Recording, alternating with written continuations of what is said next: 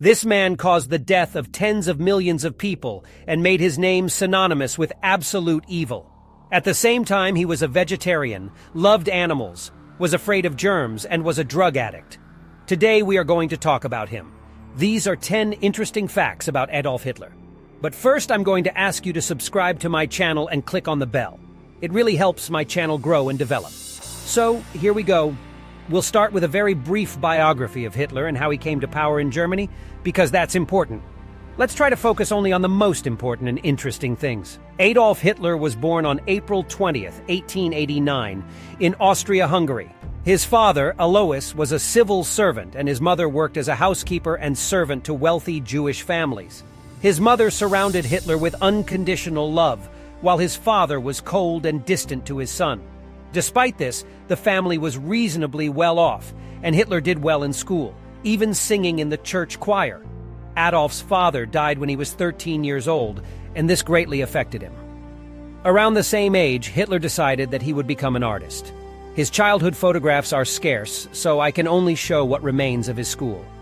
His teachers characterized him as rebellious, and even then he showed psychopathic personality traits. At the age of 18, he tried to enter the Vienna Academy of Art, but he was not accepted. It was a big blow to him. Who knows? Maybe if he had gone there then, it wouldn't have been the greatest tragedy in the history of mankind.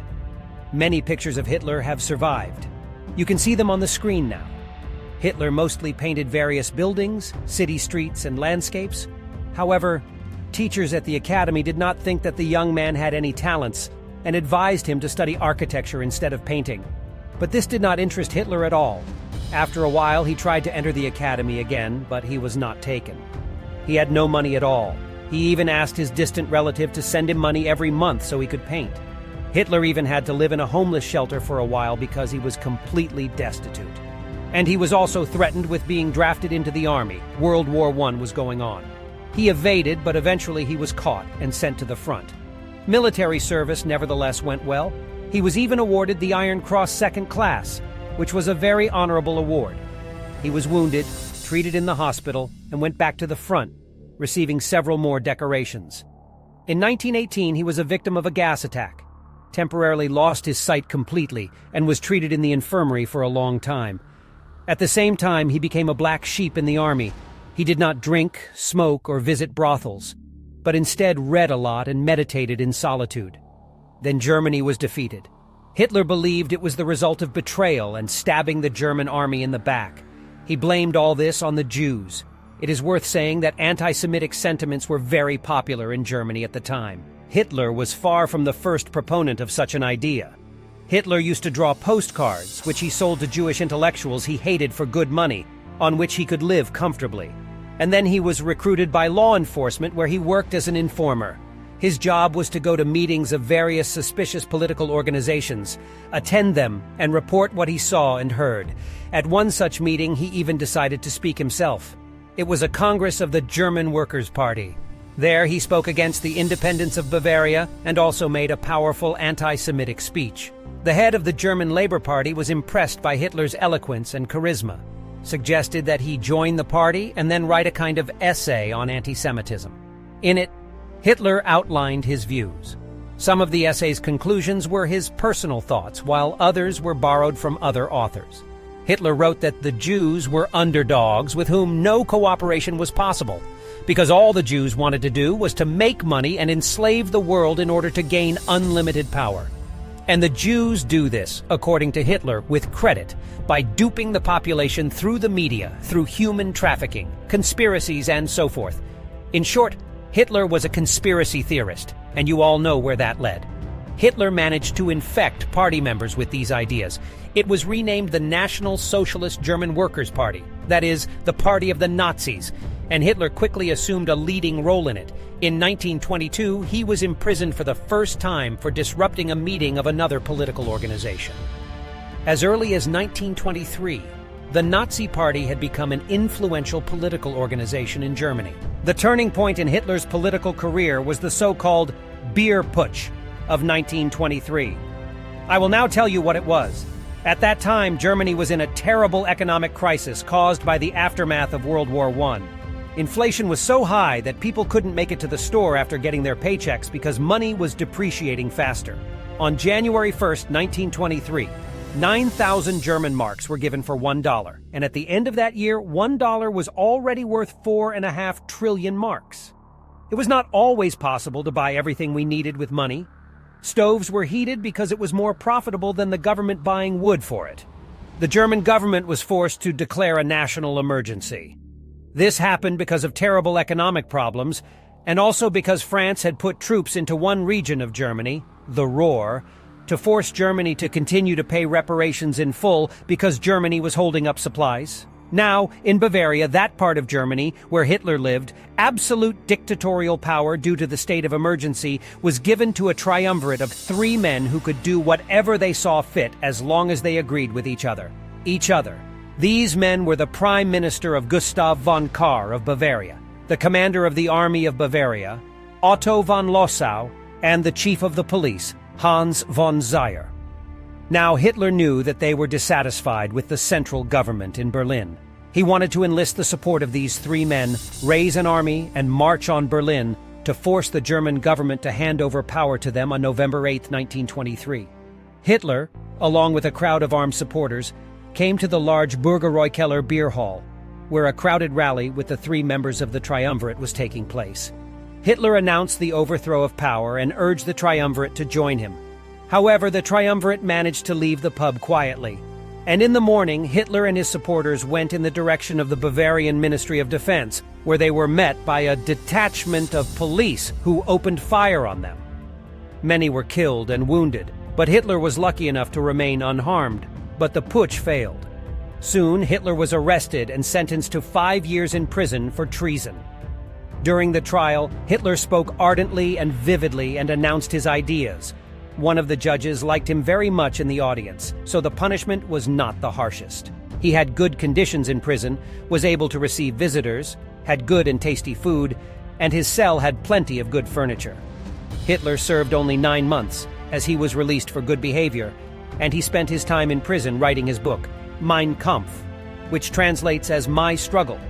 In the book, he talks about his political views and also offers solutions to Germany's problems.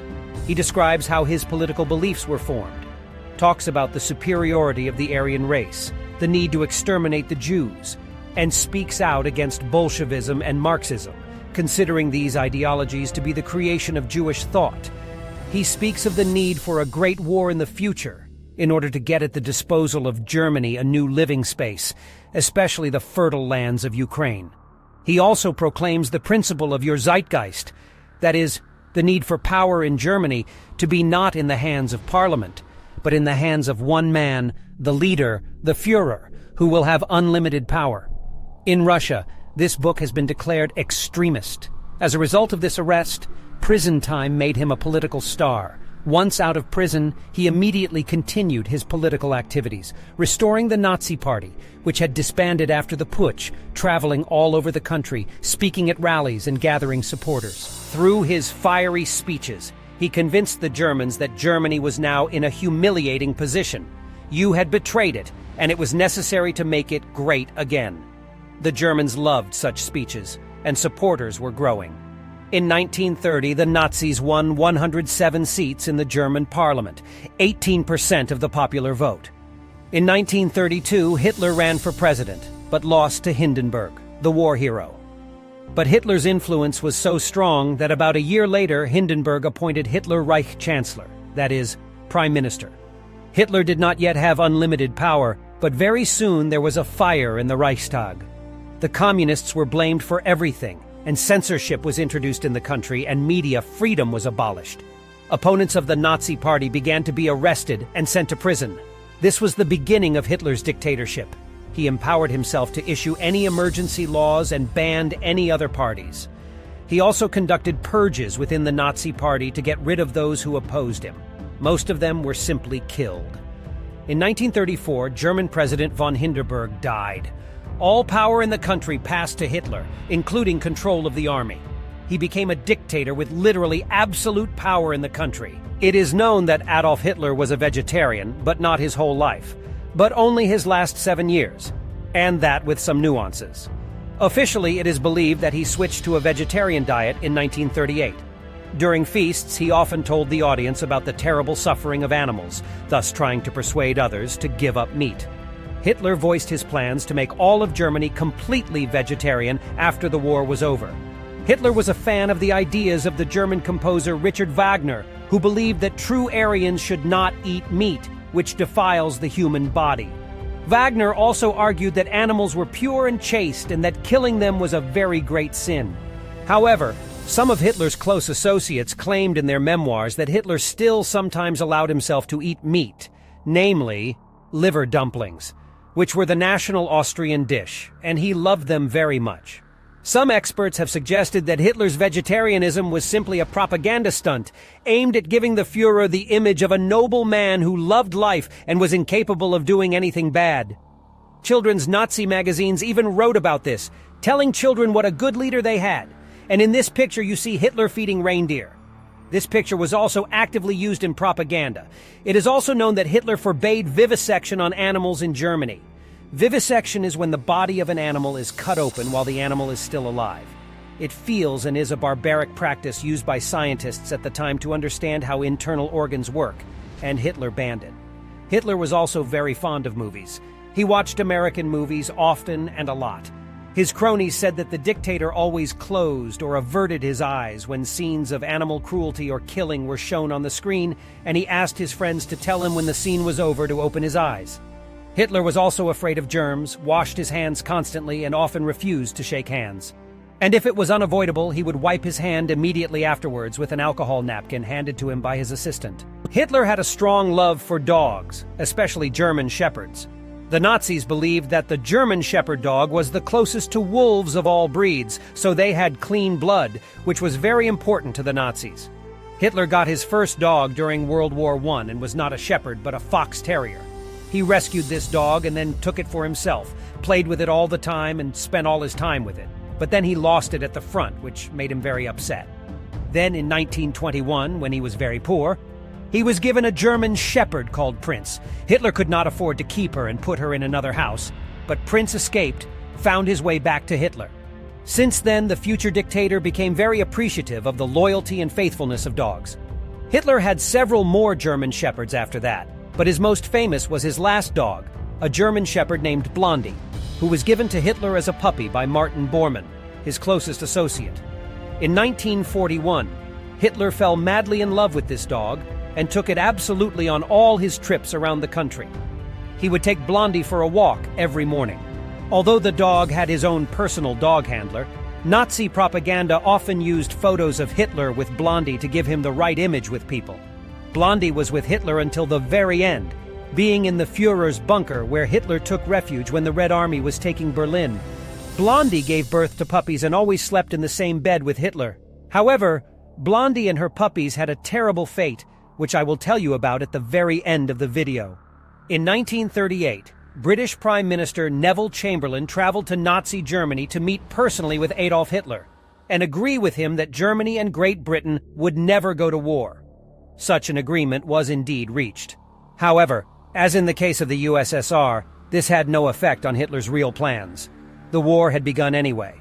But during the meeting, Hitler told Chamberlain something interesting. The meeting took place at Hitler's Berghof residence in the Bavarian Alps. Chamberlain noticed a painting on the wall showing a soldier carrying another wounded soldier on his back. They talked about the picture, and during this conversation, Hitler told Chamberlain that when he was fighting on the front in France during World War I, he was badly wounded, wandered across the battlefield covered with mud and blood, unarmed, and met an armed British soldier on his way. The soldier pointed a pistol at Hitler, where Hitler realized that he was finished and would never see his beloved Germany again. But the soldier kept firing and firing, and then he put the gun down and let Hitler walk away in peace. That is, he spared his life.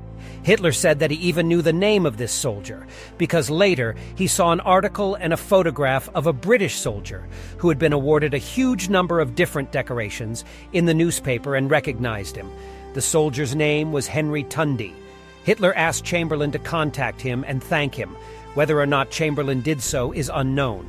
However, the journalists, upon learning of this, contacted Henry Tandy themselves and asked if he had met Hitler at the front. Tandy confirmed that he had indeed spared several soldiers during the battle that Hitler speaks of. However, he does not remember Hitler himself, nor does he remember the faces of the other soldiers. Because of this, historians have questioned the veracity of this account of Hitler. It is possible that Nazi propaganda created this myth in order to give Hitler a more fateful image, as if fate or a higher power had spared Hitler because he was destined for a great destiny. This story was actively used by German propaganda. And when war broke out, British journalists once again spoke to Tandy, who said that he wished he had killed Hitler back in 1918, but his statement does not prove that a meeting between Hitler and Tandy actually took place. Perhaps Tandy was mistaken. He simply wanted to believe himself that he had met Hitler and could once easily have killed him. It is well known that Hitler suffered from severe drug addiction. He used a large number of different drugs which were prescribed and injected by his personal physician, Theodor Morell. His addiction developed in the following way. In 1936, Hitler got acquainted with Dr. Morell and learnt about the fact that he was giving vitamin injections. Hitler, as you know, was into healthy eating, so he immediately became well-liked by this doctor and then made him his primary physician. Morell injected Hitler with vitamin injections, which invigorated the Fuhrer. But in 1941, a few months into the war with the Soviet Union, Hitler first became very ill and could not go to an important war briefing. Morell then injected Hitler with a much stronger drug, namely a narcotic, and also injected him with a large dose of hormones. This cocktail instantly put Hitler on his feet, and more passed, and Hitler went to a military briefing. Since then, Hitler continually asked his doctor to inject him with stronger drugs, the doses of which kept increasing due to addiction. Eventually, Hitler developed a very real addiction to epileptic drugs over the course of several years. And everything would not have been so bad. But in 1944, the British Air Force bombed the German factory that produced the drugs, including the very A5 that Hitler needed. The Führer's doctor ran out of the drug and had nowhere to get it. The videotapes of Hitler in the last years of the war show that he looked bad, his hands trembling as well as his whole body. This was due to the assisted living syndrome. Hitler was in withdrawal, feeling very ill already in his bunker as the Red Army approached Berlin. Hitler realized that his doctor had put him on drugs. He threw him out of his bunker and ordered him to get out. However, it was already late. Health and psyche were undermined. How it all ended, I think you know, and if not, I will tell about the last days of Hitler's life in detail at the end of the video. But what was Hitler's personal life like? Did he have women and children? Officially acknowledged he had no children. He himself also declared that he had no children. But he did have women. Let's go over everything in order. Hitler's first known woman was Helia Raubal. She was his niece, and not his own. That is, Hitler's father had another daughter, but from another woman, not from Hitler's mother. And this daughter also had a daughter, Geli Raubal. In 1923, Hitler was appointed her guardian. Although they did not even know each other, they met 4 years after that. It happened when Hitler was serving time in prison, and she came to visit him. And in 1929, they moved in together and started living in one big apartment. Hitler was very jealous of all the men. One day he found out that his chauffeur, SS co-founder Emil Morris, was having an affair with Helia. He fired him, kicked him out of the SS, and she was forbidden to associate with men without being accompanied by Hitler or someone he trusted. She was not even allowed to go out alone to the store. In the end, Helia committed suicide by shooting herself in the chest. This was the conclusion of the police. However, there is much speculation that Hitler killed her himself out of jealousy. Incidentally, it is not known for certain whether Hitler and Helia had a sexual relationship. Perhaps their relationship was purely platonic. After her death, Hitler fell into a depression. He hung her portraits in his office and ordered her to be kept in the room as she was when she was alive. Hitler most likely had another woman after that. I say most likely because Hitler denied having an intimate relationship with her and claimed they were just close friends. This woman has a very interesting story. She was British. Her name was Unity Mitford. She was a young girl who was still in Great Britain and was fascinated by Hitler's ideas. She came to Munich in 1934 to study German. But her main goal was a personal acquaintance with Hitler. She tried for a long time to achieve this, and eventually it happened. She was a beautiful woman. Immediately after meeting the Führer, they began to spend a lot of time together and meet often. Once again, I would add that historians are not sure that Hitler and Unity had a romantic relationship. However, they quite admit that it could have been. She was a real fan of the Fuhrer and an ardent supporter of the idea of National Socialism. She did what she did to persuade the Fuhrer to enter into an alliance with Britain and gave him contacts of those British in her government who also shared the Nazi ideas. She was also active in propaganda, handing out leaflets on the streets of Germany. In her homeland, of course, she was considered a traitor and was actively sought out by the British Secret Service. Her end was sad. In 1939, Great Britain declared war on Germany, and war broke out. Unity loved both Germany and Great Britain very much, so she could not bear the fact that the two countries were now at war. While in Munich, she went to a park, took the gun Hitler had given her, and shot herself in the head. Her story didn't end there, however, because she survived. German doctors stabilized her condition. Unity then asked that she be sent home to England, which she did. When she arrived home, being terribly ill, she nevertheless declared that she did not support Great Britain in this war, thus arousing even more hatred among her countrymen. Nevertheless, the British authorities decided not to arrest her because she was in a terrible condition because of the suicide attempt. She was very ill, and it was clear that she was going to die soon, which she did. A few years later, she died in her home. But to the very end, she remained a supporter of Hitler and the ideas of National Socialism. Eva Braun was the most famous mistress of Adolf Hitler. They dated for 13 years, parallel to the time Hitler spent with Unity Mitford, which made Eva Braun very jealous. Eva Braun was 20 years younger than Hitler. They met when she was only 17 years old. She worked as an assistant at the photo studio of Hitler's personal photographer. Hitler was not yet the future Führer of all Germany, but only one of the leaders of the Nazi Party. He often dropped in at the studio for photographs, and there he met Eva, whom he liked very much. He began to visit her more often and give her various small gifts. Eva was very attracted to the attention of an adult man, and even with such a status, so she willingly responded to these advances. She even went on a diet to lose weight. Hitler, in turn, instructed his associates to check Eva Braun's family to see if they had pure Aryan blood. As you might guess, the blood turned out to be Aryan. For several years, their relationship was platonic. They simply dated and spent time together. At the same time, their relationship was secret to all but Hitler's inner circle. Hitler never publicly acknowledged Eva Braun as his woman, so as not to lose his attractiveness as leader in the eyes of other German women. He gave himself the image of a chaste leader who was married to Germany. In time, Eva Braun began to accompany Hitler everywhere, as she was an assistant to his personal photographer. She herself took photos of Hitler when he was already the Führer and sold these photos for a lot of money, spending it on endless jewelry, cosmetics, and expensive clothes. Eva Braun tried to encourage Hitler to marry her, but he always refused her, saying openly that it would never happen. If she wanted to be with him, she had to accept it. She missed his attention and companionship, so she even attempted suicide by shooting a gun into her chest. She survived, however, and was cured. Hitler took this gesture as an expression of loyalty and devotion to him. So, he paid more attention to Eva and took care of her. Nevertheless, even after this, Eva Braun's situation did not change much. Hitler met with her secretly. She was brought to him by drivers and taken away too. They occasionally appeared together in the same company, but always kept their distance from each other so as not to give away who they were to each other. Their relationship, as I have said before, was known only to Hitler's closest friends and supporters. Hitler did not see her as often as he could. He did not call or announce himself for a long time. He could also suddenly take and leave their rare dates without warning. All of this is known from the words of Hitler's entourage, as well as from Eva Braun's diaries found after the war, which she specifically preserved, although she ordered all of her other correspondence with others to be burned at the end of the war. She wanted history to know about her relationship with the Führer.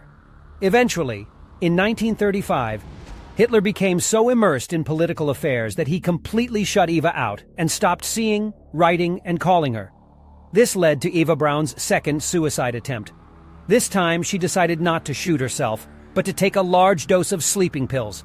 Like the first time, Eva was found unconscious by her sister Ilsa, who quickly called a doctor. She was saved again. Hitler learned of this and finally allowed Eva to be near him. Much more, he rented her a separate apartment 5 minutes from his.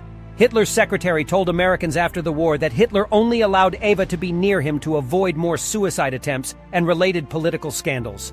He didn't want to spoil his reputation. Besides, it happened that all 3 of his women tried to commit suicide, and 1 succeeded in the end. Hitler began to allow her to attend his business meetings and be near him constantly on trips, and introduced her to most people as his personal secretary. So Eva achieved her goal after her 2nd suicide attempt.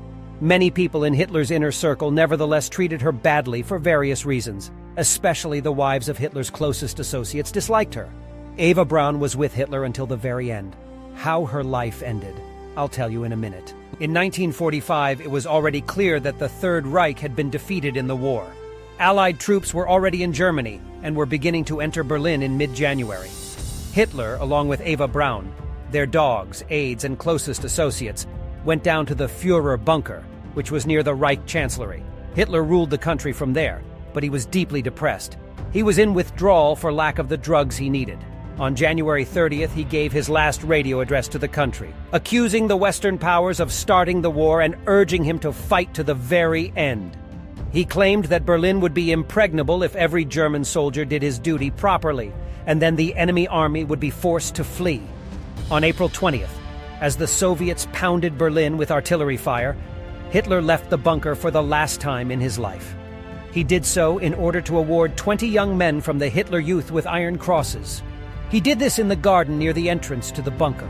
On April 22nd, the Soviets had almost surrounded Berlin. Hitler had a meeting on that day at which he was reported. I think you've all seen the meme video in German from the movie where Hitler berates his subordinates in a rage. Usually in this German video, the text is substituted in Russian, where it's about something else entirely. Well, the original film is talking about the Soviet attack on Berlin. At the beginning of the video, Hitler is told that the Soviets are very close, but Hitler looks calm. He looks calm because he believes that the German commander Steiner's offensive from the east will move the front away from Berlin. But then he is told that Steiner has refused to follow orders. That's why Hitler explodes and starts yelling at everyone. He told them off for everything, then calmed down and said he would not flee Berlin and would simply kill himself. He asked one of his comrades in arms what the best method was. He was advised to take poison and then shoot himself at the same time. Over the next few days, Hitler has several more meetings with his generals. Some are dismissed, some are appointed to new positions, but it is clear to everyone. He wrote a will in which he said what his comrades in arms should do next and who would take his place. On April 29th, Hitler learned that his ally, the Italian dictator Mussolini, had been executed, and that his body had been tied to the roof by the legs and then dumped into a ditch where people were mocking him. Hitler did not want such a fate for himself and his wife, and asked his associates to burn their bodies after they committed suicide. Hitler was given potassium cyanide capsules by his closest associate, Heinrich Himmler, to do the job. But by then, Hitler considered him a traitor, so he feared that the capsules did not contain poison, but instead the capsules would paralyze his body. This would enable his fellow traitors to trade a living Hitler for their freedom, and Hitler would be sent alive to Moscow directly to Stalin's office. So Hitler first gave one of the potassium capsules to his dog Blondie to see if they worked. Besides, he wanted to kill her anyway, as he was afraid she would fall into the hands of the Soviets. Not long before, his dog Blondie gave birth to puppies. The puppies were also killed. He also had a successful marriage with Eva Braun. The ceremony took place modestly in one of the bunker rooms. The associates were present. Eva was very happy about it, put on makeup and wore Hitler's favorite dress. But this marriage did not last. On April 30th, Hitler said goodbye to everyone and locked himself and Eva in his office. A few hours later, their dead bodies were discovered by Martin Bormann and Heinz Linge. The dead Hitler and Eva were sitting on the couch. Eva's head was on Hitler's lap. Her feet were also on the couch, and Hitler was sitting bent over from his right temple. Blood was dripping. He shot himself with his personal pistol, and Eva Braun died of potassium cyanide poisoning. This is how Adolf Hitler's life ended. Hitler's body, as well as the bodies of Eva Braun and their dogs, were taken upstairs, placed in a shell crater, doused with fuel and set on fire. The bodies were then buried, but then the bodies were found by Soviet agents of the Smersh organization. Hitler's body was dug up. He was buried several more times and dug up again, but then eventually cremated completely for fear that Hitler's grave might become a sacred place for neo-Nazis. His ashes were scattered over the water of a small German river. Nevertheless, Hitler's teeth are still preserved in Moscow. It was because of the teeth that Hitler's remains were identified, as Hitler's personal dentist, who recognized his teeth, was captured by the Soviets. He also provided X-rays of his teeth that he had at the time of his death. Hitler was 56 years old. Adolf Hitler is a favorite subject for various conspiracy theorists.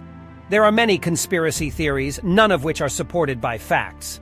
They are mere speculation, and unfounded assertions, just like 99% of all conspiracy theories. Nevertheless, you probably know that I like to examine conspiracy theories from a skeptical point of view. Perhaps the most famous conspiracy theory about Hitler is the claim that he didn't die and kill himself in a bunker in 1945, but that he escaped and continued his life after the war somewhere else. He shaved off his mustache, changed his hair, got new papers, and retired quietly. It is most often said that after the war he lived in Argentina, where indeed many Nazis who managed to escape from Germany after the war and went into hiding went after the war. Some people have even claimed to have accidentally seen Hitler in Argentina in person, and the bodies found by such troops are supposedly those of Hitler and Eva Braun lookalikes. Another conspiracy theory states that Hitler was in fact a Jew. Moreover, he was a member of the powerful Jewish Rothschild family and worked on their behalf to enrich this family. He was just pretending to be anti-Semitic in order to deflect suspicion from himself. I think it is obvious that there is no confirmation of this conspiracy theory either. Other conspiracy theorists suspect that Hitler was a British spy who was brought to power in Germany by Britain in order to destabilize Hitler from within. Others say that Hitler was brought to power by the Americans. Did they need to? That's why the Americans allegedly wanted to make Europe a big war, so that they could sell weapons to Europe and get rich on this. And besides, thanks to this, the US was ahead of all the European countries in its economic development. Moreover, these conspiracy theorists often add that American Jews were best behind it. It was Hitler who allegedly did not act alone, but in close cooperation with the leaders of other countries, including those with whom he was at war, as well as with various influential organizations and companies. However, once again, these conspiracy theories have no basis in evidence. By the way, regarding evidence and arguments, researchers have identified an interesting pattern. The longer any argument goes on between people on any topic, the more likely it is that this or that interlocutor will mention Hitler as an argument. A simple example: if there is an argument about vegetarianism, the opponent of vegetarianism will probably end up going like this. Do you know who else was a vegetarian? Hitler, trying to defend his position against a vegetarian or something like that. Do you know who didn't drink or smoke? Adolf Hitler.